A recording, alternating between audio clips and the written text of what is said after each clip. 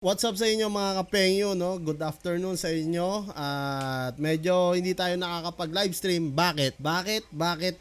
Nagtatanong kayo kung bakit, no? One day tayo nawala kahapon. Medyo busy kasi tayo mga kapengyo dahil sa bago natin binubuo na PC. So, ngayon, meron na akong i9 10th gen at meron na rin akong motherboard at meron na rin akong RTX 3090. So, ang inaantay ko na lang dito is yung aking RAM at iba pang case na bibilin ko mga kapengyo, no? So, after nun, nag-decide na rin ako na pagandahin o i-build up yung ating live streaming since ito na yung talagang gusto ko maging isa sa content ko mahalo dito sa ating JB Tan Vlogs na channel.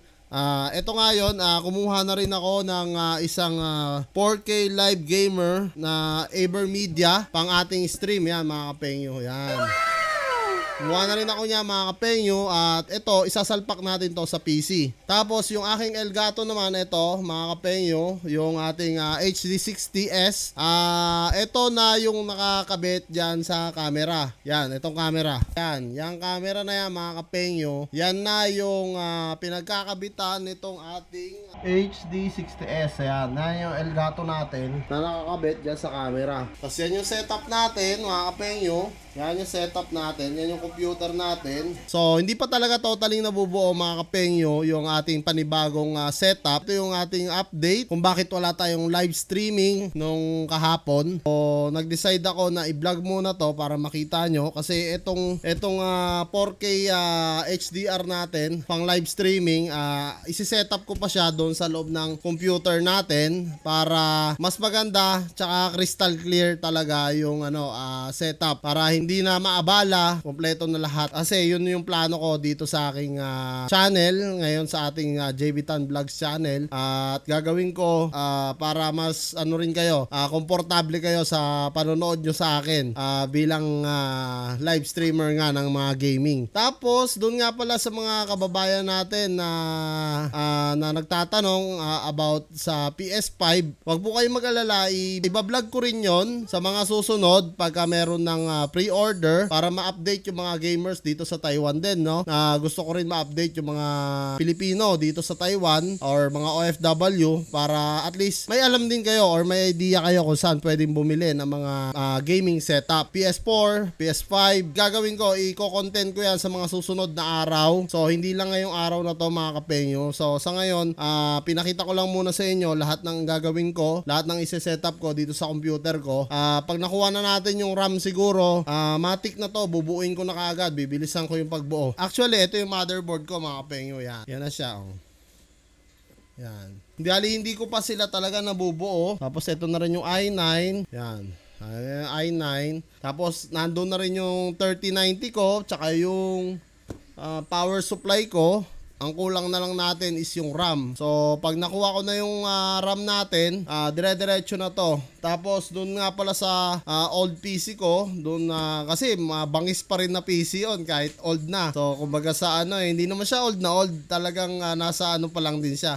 Nasa halos 2 years pa lang. 1080 Ti pa. Tapos, i7 8th Gen. So, talagang kung sa pang-editing lang, gaming, talagang lalaban pa rin to. Dahil hanggang ngayon, nakikita nyo sa mga live ko, yan pa din yung gamit ko, yung old PC ko. Hindi pa tong bago. So, itong mga bagong gagawin ko sa aking bagong project na PC, isasama ko rin kayo mga kapengyo. Hindi pwedeng wala kayo doon. Kasama kayo sa pagbuo ko ng bagong gaming PC natin. At i-content ko din yon para makita nyo rin. So, lahat ng magiging content ko about na sa mga gaming or PS4. Pero syempre, hindi mawawala pa rin yung mga ukay-ukay natin, yung mga sales natin. Nandyan pa rin. Tsaka yung mga adventure vlogs ko, hindi pa rin yan mawawala mga kapengyo. Nandyan pa rin yan at ganun na rin yung ating reaction video, nandyan pa rin yan. So, dyan iikot yung mundo ng channel na to mga kapengyo kasi maraming iba na medyo naguguluhan sa sa channel ko na kung ano ba talaga yung content ko. So, yan, nandyan lang sa apat na yan yung content ko iikot kasi pinasok ko na rin yung gaming dahil isa rin to talaga sa hilig ko mga kapengyo, no? Since bata pa ako, talagang mahilig na ako sa pag-games. So ngayon mga kapengyo, samahan nyo ako, ilalagay natin to yan, isi-set up natin to sa ating PC. Ngayon na mismo, lalagay natin dito sa old PC ko. Tara, samahan niyo ako. So ayan mga kapengyo, no, i-unbox na natin tong AverMedia GC573. Kung saan, ginagamit din to ng mga ilan sa streamer sa atin sa Pilipinas. Tsaka meron din ako nakita sa isang iniidolo ko na Malaysian siya. Ang pangalan niya si Max.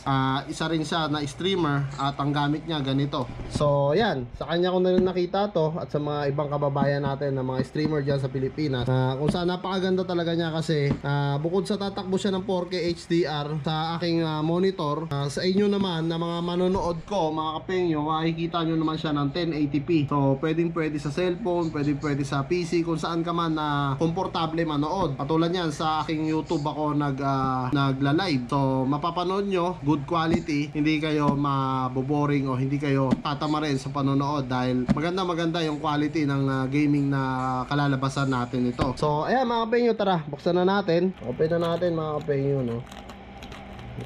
Mahirap pala nagbubukas ng one hand lang. So pasensya na kayo mga kapengyo kung kahapon di tayo nakapag-edit. Yan, sabi ko sa inyo na yung mga ginagawa tayo at nagbubuo nga tayo ng bagong PC natin, no. So while ito, yan, in-unbox na rin natin tong bago nating game capture. Yan, makita nyo na mano-mano na to mga kapengyo. Yan siya mga kapengyo, no. Tapos yan, dito lang siya binubuksan. Yan. Taran! Yan na siya mga kapengyo. Yan o. Uy, napakaliit lang na package niya mga kapengyo. Liit lang niya yung package. Hanggang natin. Yan. Hanggang natin sa pagkakaano niya. Sa pagkakakulong niya. O yan mga kapengyo, grabe o. Simple lang siya. Naka-open lang siya. Tapos ganyan. Ayan, dalawang HDMI yung pwede nyong masaksak o. Isang HDMI in, isang HDMI out. Tapos ganyan yung quality niya. Ayan o, napaka bango.